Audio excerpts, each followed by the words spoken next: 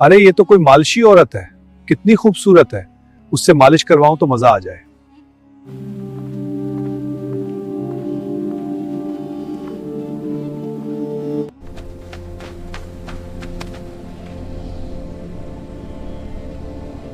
तुम मालिशी हो ना, मेरी मालिश कर दोगी? जरा सी तो है, बहुत दर्द है मुझे। तुम्हारा दिमाग तो ठीक है, मैं सिर्फ औरतों की मालिश करती हूँ, तुम तो मर्द हो। बहुत दर्द है मुझे, बरसों से मेरे जिस्म में है, जरा हाथ लगा दो। कहाँ है दर्द, दिखाओ तो। लेकिन मैंने पहले कभी किसी मर्द की मालिश नहीं की। यहाँ है, तुम्हारे हाथ लगेंगे तो आराम आएगा। तुम्हारे हाथों में कोई और ही बात है। कैसी बात बाबा, ये तो बस तेल है। तेल नहीं, तुम्हारे हाथ हैं। बरसों बाद कोई मुझे छो रहा है, बरसों बाद। बाबा तुम यहाँ अकेले कैसे रहते हो? कोई है तुम्हारा, बीवी बच्चे? थी, एक औरत थी, बहुत प्यारी थी, बहुत खूबसूरत, शायद तुम्हारी तरह ही। क्या मतलब मेरी तरह? तुम मुझे क्यों ऐसे देख रहे हो? तुम्हारी आंखें बिल्कुल वैसी ही हैं जैसी उसकी थी। तुम्हारे हाथ वैसे ही ठंडे जैसे थे। तुम कौन हो परी? मैं तो बस रास्ता भूल गई थी। बाबा मैं वापस जाऊंगी। जाओ, अभी मत जाओ, रात बहुत गहरी है और मैं बहुत अकेला हूं, बहुत अकेला। भारत के शमाल में हिमाचल प्रदेश के बलंड उबाला पहाड़ों की गोद में एक पुराना मंदिर था। सदियों से वहां कोई नहीं रहता था, मगर अब वहां एक सन्यासी रहता था। नाम था इनंत स्वामी। उम्र 70 बरस के करीब, दाढ़ी सफेद, आंखों में गहराई और चेहरे पर वो नूर जो बरसों की रियाजत से आता है। वो अकेला रहता था इस मंदिर में, पहाड़ की उस चोटी पर जहां परिंदे भी कम आते थे। एक शाम की बात है। अनंत स्वामी मंदिर की छत पर बैठे गुरूब आफताब का मंजर देख रहे थे कि इन्हें नीचे से कदमों की आहट सुनाई दी। वो चौंके। बरसों बाद कोई इस रास्ते से ऊपर आया था। उन्होंने झांक कर देखा तो एक नौजवान औरत आहिस्ता आहिस्ता ऊपर चढ़ रही थी। इसके हाथ में तेल की एक छोटी सी शीशी थी। इनंत स्वामी के दिल में अजीब सी हलचल मच गई। बरसों की तन्हाई में जैसे कोई रोशनी की किरण आई हो। वो खुद को रोक न सके और पुकार उठे, बेटा जरा सुनो, इधर आओ, मेरे पास आओ। औरत ने ऊपर देखा, कुछ देर रखी, फिर तेजी से कदम बढ़ाने लगी। अनंत स्वामी बेताब होकर नीचे की तरफ दौड़े। जब वो करीब पहुंची तो उन्होंने उसका बाजू पकड़ लिया। उनकी नजर तेल की शीशी पर पड़ी तो आंखों में अजीब सी चमक आ गई। दिल में एक अनोखी कश्मकश ने जन्म लिया। वो खामोशी से उसका हाथ पकड़कर उसे एक सुनसान पहाड़ी चट्टान की तरफ ले जाने लगे। औरत ने हैरत से पूछा, कहाँ ले जा रहे हो मुझे? मेरा हाथ क्यों पकड़ा है? इनंत स्वामी ने कोई जवाब न दिया, बस उसका हाथ मजबूती से थामे रखा। वो दोनों एक ऐसी बुलंद चट्टान तक पहुंचे जहां शायद ही कोई परिंदा आता हो। वहां पहुंचकर इनंत स्वामी रखे और बोलिए, तुम मालिशी हो ना, मेरी मालिश कर दोगी? जरा सी तो है, बहुत दर्द है मुझे। तुम्हारा दिमाग तो ठीक है, मैं सिर्फ औरतों की मालिश करती हूँ, तुम तो मर्द हो। बहुत दर्द है मुझे, बरसों से मेरे जिस्म में है, जरा हाथ लगा दो। कहाँ है दर्द, दिखाओ तो। लेकिन मैंने पहले कभी किसी मर्द की मालिश नहीं की। यहाँ है, तुम्हारे हाथ लगेंगे तो आराम आएगा। तुम्हारे हाथों में कोई और ही बात है। कैसी बात बाबा, ये तो बस तेल है। तेल नहीं, तुम्हारे हाथ हैं। बरसों बाद कोई मुझे छो रहा है, बरसों बाद। बाबा तुम यहाँ अकेले कैसे रहते हो? कोई है तुम्हारा, बीवी बच्चे? थी, एक औरत थी, बहुत प्यारी थी, बहुत खूबसूरत, शायद तुम्हारी तरह ही। क्या मतलब मेरी तरह? तुम मुझे क्यों ऐसे देख रहे हो? तुम्हारी आंखें बिल्कुल वैसी ही हैं जैसी उसकी थी। तुम्हारे हाथ वैसे ही ठंडे जैसे थे। तुम कौन हो परी? मैं तो बस रास्ता भूल गई थी। बाबा मैं वापस जाऊंगी। अब रात गहरी हो चुकी थी। पूरी ने मसाज खत्म किया और नीचे उतरने लगी। इनंत स्वामी घबरा कर बोले, बेटी इस वक्त कहाँ जाओगी? अंधेरा बहुत है, आज रात यहीं मेरे पास रुक जाओ। परी ने देखा कि रात वाकई गहरी हो चुकी थी। वो रख कर अनंत स्वामी की तरफ देखने लगी। अनंत स्वामी अपनी उम्र के बावजूद बावकार और प्रक्षुष थे। वो बस उन्हें देखती रह गई, फिर बगैर कुछ सोचे आहिस्ता से उनके करीब आई और बोली, अच्छा ठीक है, मैं आपके साथ रुक जाती हूँ, लेकिन यहाँ सोने की जगह कहाँ है? जगह तो मिल जाएगी, बस तुम मेरे साथ रहो। ये कहकर उन्होंने परी का हाथ पकड़ा और मंदिर की तरफ चल दिए। जब दोनों मंदिर के पास पहुंचे तो परी ने देखकर कहा, ये तो बहुत पुराना मंदिर है, यहाँ तो बमुश्किल एक आदमी रह सकता है। मंदिर पुराना है, लेकिन ये पहाड़ी सिलसिला बहुत बड़ा है। क्यों ना हम दोनों मंदिर के बाहर इसी चट्टान पर सो जाएं? ठीक है, जैसे आपकी मर्जी। अनंत स्वामी ने फौरन चट्टान पर एक चटाई बिछाई और कहा, आओ यहां बैठो। परी चटाई पर बैठ गई। अनंत स्वामी भी उसके करीब आकर बैठ गए। कुछ देर बाद उनकी नजर परी के हाथ में मौजूद तेल की शीशी पर पड़ी। उन्होंने परी की तरफ देखा और शीशी की तरफ इशारा करते हुए पूछा, मसाज करने के कितने पैसे लेती हो? जो जितना देता है ले लेती हूँ। और तुम कहाँ कहाँ का मसाज करती हो? जिसकी जहाँ मर्जी होती है वो कर देती हूँ। यह सुनकर अनंत स्वामी के होंठों पर हल्की सी मुस्कुराहट आ गई। वो उठकर मंदिर के अंदर गए, कुछ लकड़ियां लाए और आग जलाई। फिर 2 अंडे उबाल कर परी के सामने रख दिए। ये अंडे खा लो, ये तुम्हारे बहुत काम आएंगे। परी सवालिया नजरों से उन्हें देखती रही, लेकिन कुछ न बोली। उसने एक अंडा खा लिया, फिर पूछा, क्या आप कुछ नहीं खाएंगे? अनंत स्वामी बोले, मुझे सर्दी नहीं लगती, ये तुम्हारे लिए है, तुम्हें जरूरत है, मुझे नहीं।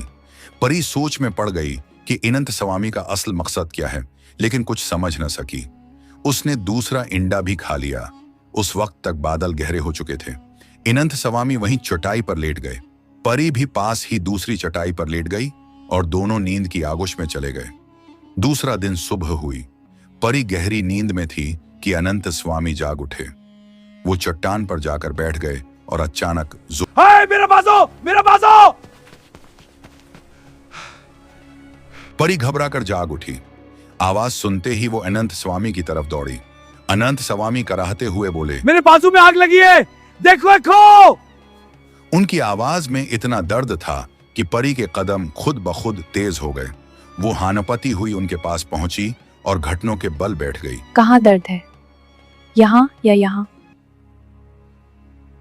परी ने आहिस्ता आहिस्ता मसाज शुरू किया। अनंत स्वामी ने जोर से आंखें बंद कर लीं और कराहते हुए बोले, हाँ वहीं वहीं। उनके चेहरे पर एक अजीब सा सुकून आ गया, जैसे परी की उंगलियों के लम्स ने उन्हें किसी और दुनिया में पहुंचा दिया हो, जहां तन्हाई की सर्दी पिघल रही थी। परी अपनी पूरी महारत से उनके बाजू पर तेल लगाकर मसाज करती रही और बोली, स्वामी जी, आपके जिस्म में इतने दर्द क्यों छुपे हैं? लगता है जैसे बरसों से किसी ने आपका ख्याल ही नहीं रखा। कभी किसी ने रखा ही नहीं, लेकिन तुम तो ख्याल रख सकती हो, है ना? परी खामोश हो गई। उसका दिल जैसे कहीं डूब सा गया। वो कुछ देर उनकी आंखों में देखती रही, फिर सर झुकाकर आहिस्ता से बोली, हाँ, अगर आप चाहें तो मैं आपका ख्याल रख सकती हूँ। अचानक अनंत स्वामी खड़े हुए और तेजी से चट्टान के पीछे गायब हो गए। परी हैरान होकर उनके पीछे लपकी, लेकिन जब वो वहां पहुंची तो अनंत स्वामी एक बड़े पत्थर के पीछे छिप चुके थे। परी इधर उधर उन्हें ढूंढती रही। अचानक उसकी नजर उस पत्थर के पीछे पड़ी जहां से अनंत स्वामी उसे छपकर देख रहे थे। परी इस तरफ दौड़ी और बोली, अब यहाँ आकर क्यों बैठ गए? अनंत स्वामी ने नरमी से कहा, जगह कैसी है? यहाँ कोई नहीं, सिर्फ तुम और मैं। आपका मतलब क्या है? नीचे बैठ जाओ। परी को कुछ समझ न आया, लेकिन वो उनके कहने पर बैठ गई। अनंत स्वामी ने नजरें झुकाकर पूछा, तो बताओ तुम्हारा क्या इरादा है? आप क्या कहना चाहते हैं? बस ये पूछ रहा था, क्या तुम मेरे पास रहोगी या वापस जाओगी? परी खामोश रही। कुछ लम्हे दोनों यूं ही छुपे बैठे रहे। फिर अनंत स्वामी उठ खड़े हुए और बोले, आओ आज मैं तुम्हें कुछ खास खिलाता हूं, तुम मेरे पहले मेहमान हो। क्या चीज? चुप रहो, तुम देख लोगी और सारी जिंदगी याद रखोगी। वो दोनों मंदिर की तरफ बढ़े। पहाड़ की चोटी पर सूरज की किरणें मंदिर की दीवारों से छनकर अंदर आ रही थी। अनंत स्वामी ने आग जलाई और इस बार गोश्त का एक छोटा सा टुकड़ा निकाला। परी ने चौंक कर पूछा, ये कहाँ से आया? तुम्हारे आने से पहले भी कोई यहाँ आया था? फिर वो कहाँ गया? आया और चला गया, नीचे कोलोढार में, बहुत नीचे। परी कुछ न बोली। कुछ देर बाद खाना तैयार हुआ। दोनों ने बैठकर खाना खाया। अब शाम ढल रही थी और पहाड़ों पर ठंडी हवा चलने लगी थी। अनंत स्वामी ने परी का हाथ पकड़ा और उसे एक पथरीले पहाड़ की चोटी पर ले गए। ऊपर पहुंचकर वो नीचे बैठ गए और सर पकड़कर बोले, आज तुम मेरे लिए कुछ करोगी? बोलो, क्या चाहते हो? मेरे सर में बहुत दर्द है, जरा मसाज कर दो। जी बिल्कुल, आराम से बैठो। परी काफी देर तक सोचती रही, जैसे फैसला ना कर पा रही हो। फिर उसने आहिस्ता से अनंत स्वामी के सर पर मसाज किया। कुछ देर बाद दोनों वापस मंदिर के पास आ गए। अनंत स्वामी ने लकड़ियां इकट्ठी की और मंदिर के बाहर आग जलाई। दोनों आग के करीब बैठ गए। अनंत स्वामी ने परी की आंखों में देखते हुए कहा, क्या तुम अकेली हो? परेशान ना हो, दिल छोटा ना करो, मैं हूं ना तुम्हारे लिए। परी ये सुनकर चौंक गई, लेकिन खामोश रही। दोनों कुछ देर आग के पास बैठे रहे, फिर वहीं पहाड़ पर लेट गए और नींद की आगोश में चले गए। तीसरा दिन सुबह हुई तो अनंत स्वामी आहिस्ता से उठे और चुपके से एक ऊंचे पहाड़ की तरफ चले गए, जहां एक गोल दायरा बना हुआ था। वो इस दायरे के अंदर जाकर बैठ गए और रोते हुए खुद से कहने लगे, इस सुन्यास का क्या फायदा जो मुझे सुकून ही न दे। मुझसे अब ये दर्द बर्दाश्त नहीं होता। उससे बेहतर तो वो वक्त था जब मैं अकेला था। कम से कम सुकून तो था। इधर परी जाग उठी। जब उसने अनंत स्वामी को पास ना पाया तो वो इसी पहाड़ की तरफ चल पड़ी। वहां पहुंचकर उसने देखा कि अनंत स्वामी दायरे के अंदर बैठे हैं। परी आहिस्ता से उनके करीब आई और घबरा कर बोली, क्या हुआ आपको? आप यहां क्यों बैठे हो? अनंत स्वामी ने जल्दी से कहा, कुछ नहीं, मैं यूं ही आया था, बस पांव में जरा सा दर्द है। परी ने फौरन उनका पांव दबाया और उन्हें सहारा देकर मंदिर के अंदर ले आई। अंदर पहुंचकर उसने पूछा, ये सब क्या है? आपको हर रोज दर्द क्यों होता है और इस पहाड़ पर क्यों चले जाते हो? अनंत स्वामी ने आहिस्ता से कहा, यह मेरी सजा है और ये सब कुछ मैं तुम्हारे लिए कर रहा हूं। परी हैरानी से बोली, मेरे लिए? कैसे? अनंत स्वामी की आंखों में एक राज छिपा था, लेकिन वो कुछ कहे बगैर मंदिर से बाहर निकल गए। दोपहर हो चुकी थी। अनंत स्वामी ने खाना बनाया और दोनों ने मिलकर खाया। खाने के बाद बाहर हर तरफ खामोशी छा गई। परी ने मुस्कुराते हुए पूछा, कुछ ज्यादा तो नहीं खा लिया आपने? अनंत स्वामी ने जवाब दिया, तुम्हारे साथ खाना अच्छा लगता है। परी ने हैरत से कहा, आप अजीब हो, एक दिन भूखे लगते हो और दूसरे दिन मुस्कुराते हो। चौथा दिन अगले दिन गोश्त पकाते हुए अनंत स्वामी मुस्कुराते हुए बोले, कभी कभी भूख पेट में नहीं दिल में लगती है। परी चौंक कर बोली, आपके ये जुमले मुझे अजीब लगते हैं, कहना क्या चाहते हो? अनंत स्वामी ने नरमी से जवाब दिया, अभी कुछ नहीं, बस ये बताओ, क्या आज रात भी तुम मेरे साथ रहोगी? परी ने आह भरकर कहा, रोज यही पूछते हो, फिर भी रह जाती हूं। आप रखते हो तो मैं भी रहती हूं। अनंत स्वामी ने नजरें झुकाकर कहा, शायद बेहतर हो कि अब तुम चली जाओ। मैंने फैसला कर लिया है। जाओ, तुम्हें जाना चाहिए। मैं नहीं जा रही, मैं तुम्हारे साथ रहूंगी। क्या कहा? मैंने कहा मैं तुम्हारे साथ रहूंगी। 20 साल तुम मुझसे दूर रहे, अब सारी जिंदगी साथ रहूंगी, यही मेरा फैसला है। परी, मैं तुम्हारे लिए कुछ नहीं कर सकता। तुमने मुझे मोहब्बत दी, बस यही काफी है। चलो अब घर चलते हैं।